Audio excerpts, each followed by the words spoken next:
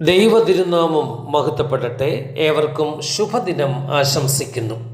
ശുഭചിന്തയിലേക്ക് പ്രവേശിക്കാം.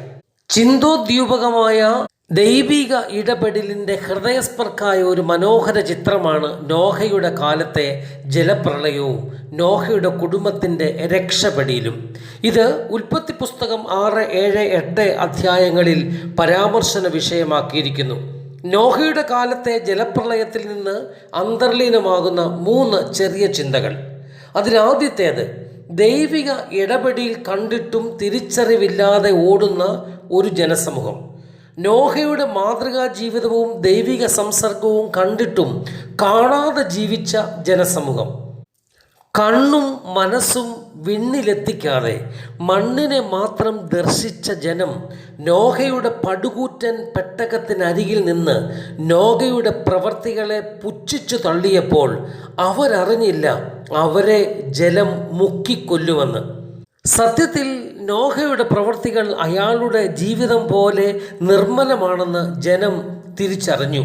പക്ഷേ അപ്പോഴത്തേക്കും സമയം അതിൻ്റെ അതിർവരമ്പുകൾ കടന്നിരുന്നു.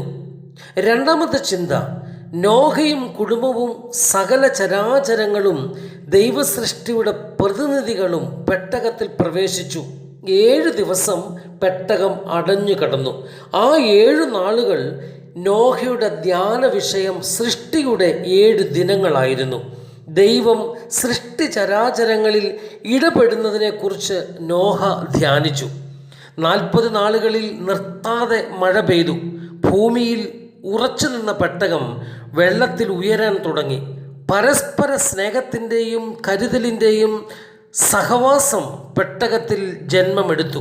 40 നാളിൽ ആർത്തിരമ്പി പെയ്ത മഴ നോമ്പിൻ്റെ 40 നാളുകളിൽ ഭക്തസമൂഹത്തിൽ പെയ്തിറങ്ങേണ്ടുന്ന കൃപയുടെ അഥവാ അനുഗ്രഹത്തിൻ്റെ മഴയാണ്.